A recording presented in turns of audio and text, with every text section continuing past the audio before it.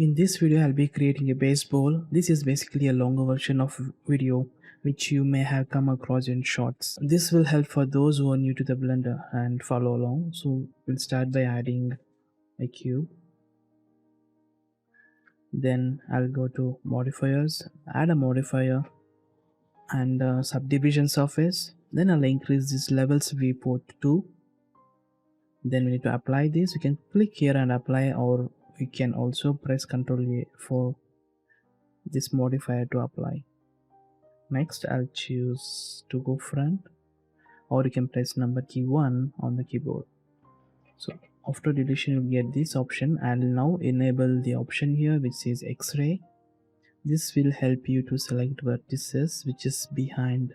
Then I'll select these vertices in the middle, then I'll press X and delete vertices. So basically you'll be getting this shape. I'll just disable this so you can see it properly. Yeah, this is what you get. Then we need to merge some vertices here. For merging the vertices you can choose, if you have a machine installed, that will be easier. If it's not, then I'll choose a normal version here. Then I'll choose to do it with the Blender's default versions. Next we need to merge vertices here. For this I'll just enable this option here which says auto merge vertices. After enabling that, I'll click on the vertices, then I'll press GG, then move it to the other one. The same thing happens all the sides.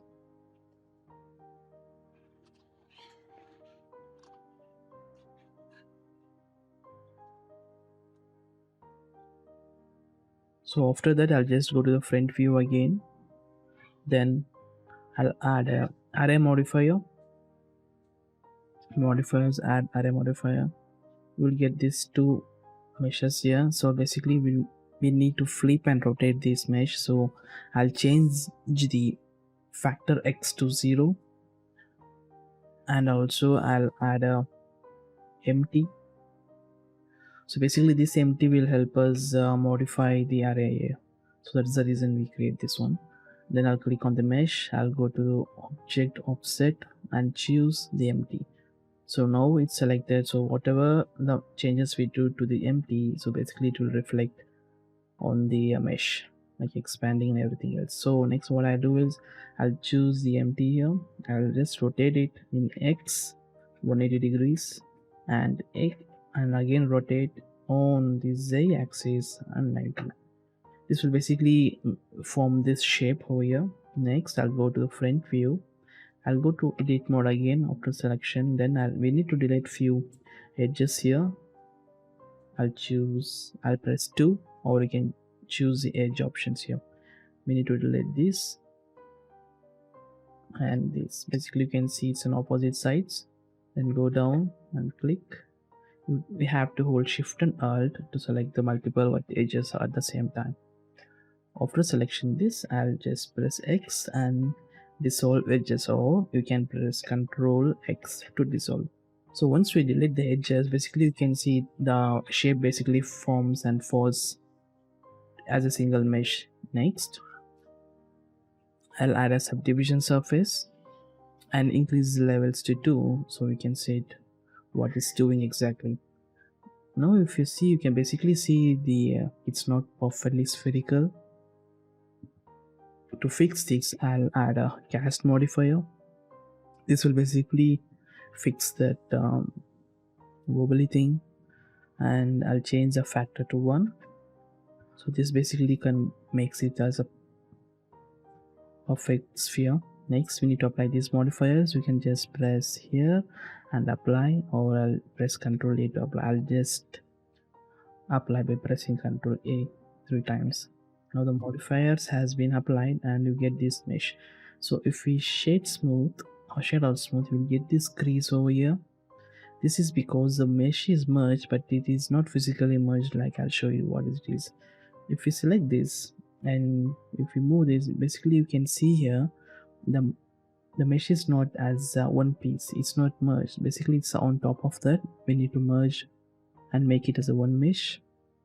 To make to make it as a one mesh, what you have to do is there are other ways to do. I'll just choose select all by pressing A, then I'll press M, then I choose by distance. So basically you're merging by distance, so any duplicate vertices will be removed from the mesh.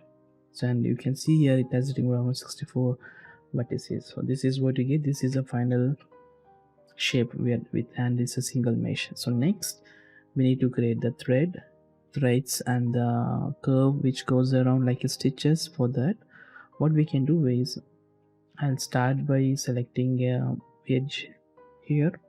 We can choose basically any edge from this or this. It doesn't exactly make a difference depending on what you're looking for. I'll just choose this one.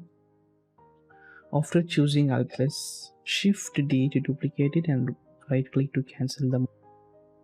Then I'll just separate it by pressing P and I'll choose selection. So basically that edge has been duplicated and separated from the main mesh. Then I'll rename this separated edge as a stitch, S-T-I-C-H.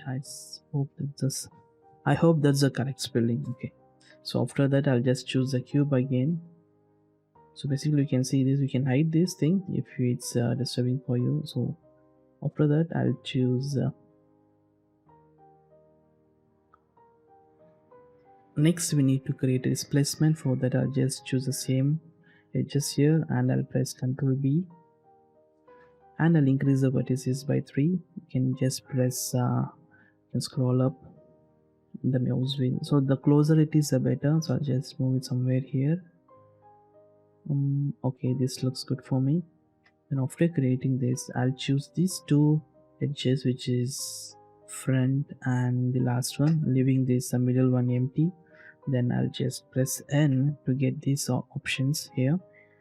Then I'll increase the mean width to 1. So basically we are applying a displacement here, so that's the reason we are doing this.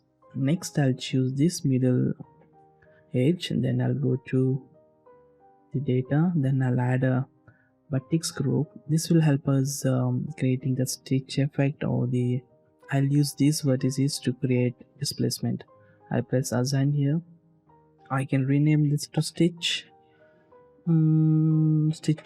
That will do. I'll press assign. So basically we have separated this and we have selected this as a vertex group. This will help us to create that depth in the displacement. So next I'll just come out of this one.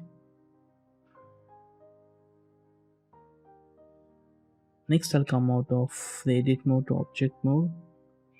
Next I'll go to modifiers and add a displace modifier. Then I'll choose here from vertex group which we previously created to stitches. So basically this is what we get. This is the reason we added those moved those vertices to the separate group. So once we have this, we need to go negative. We can hold shift to go slow. I'll just make it reverse. Depends on your requirement. I'll just choose somewhere here. Then I'll also add a subdivision surface to get this proper shape. So basically it will smooth out everything. If it's required, you can still go a little bit in. So it looks good for me, maybe a little bit. Yeah, that looks good. And next we need to add stitches. For this, first I'll add the stitch, empty, and the cube. Then I'll press Shift A, curve, go to the curves, as a bezier curve. And then next I'll rotate it in x-axis and go to the edit mode. Basically we need to have a curve which looks something like this, which resembles a stitch, something like this. I'm restricting the rotation on the y-axis to get the proper curve. Something like this will do for me. I'll just go to the top way to check. It's okay, this doesn't look in proper alignment. I'll just select both the axes. It looks not aligned. I'll select everything. I'll press scale in y-axis and press 0. This will align to the proper on x-axis. Next I'll go to the top view and I'll move this something like this,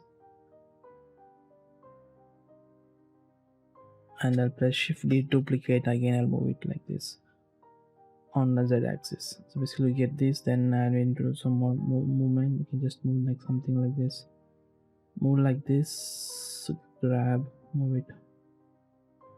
So basically you'll be left with this thing.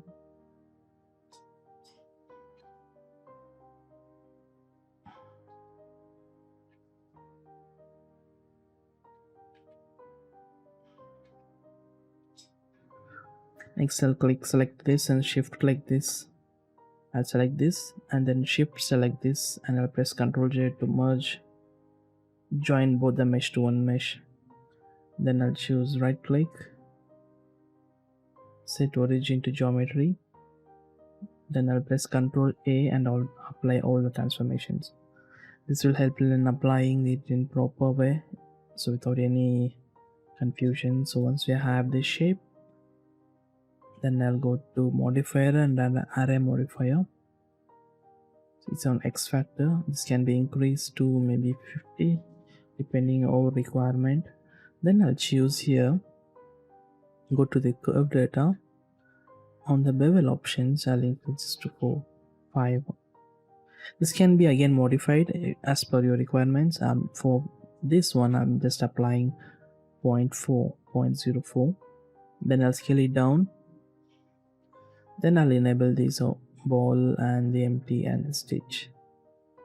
So next what I'll do is, if you remember, we had this stitch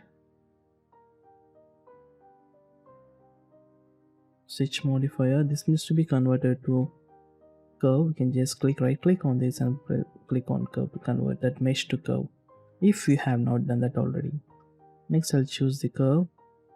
I'll go to the modifiers and I'll add a curve modifier.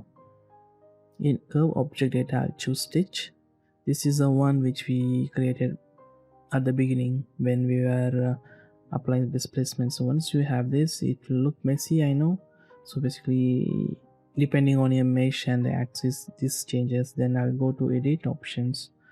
I'll press A to select all the mesh. Then I'll choose from here deform from X to Y. Doesn't work. Okay, we can also enable this option here which says edit mode, display modifier in the edit mode, so we can basically look at what you're doing, changes here. And maybe I'll choose X. Okay, X works for me. Sometimes it may not work, it may go in other axis. You need to check here on the deform axis which works for you. Then I'll go to edit. I'll choose everything by pressing A. Then I'll rotate it in X-axis. Okay, this worked. So basically it doesn't work in the first go most of the time. So I'll just also reduce the scale of this one, so something small. Okay, this looks good for me, and open the array and increase the stitch counts. How much do I need? Oh, I need a lot. Okay, I will increase a little bit up. Okay, this, you need to experiment this one. Sometimes it works, sometimes it doesn't. Now I have increased the scale, but I have also introduced the duplication, so it's around 144. Check this.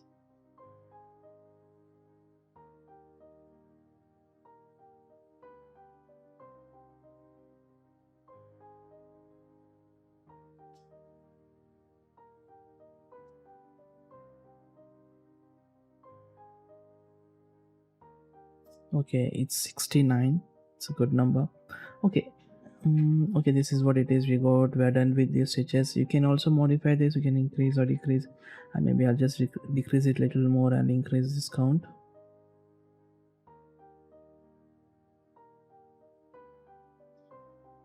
So now we are done with the stitches and the baseball. So basically the baseball is complete now.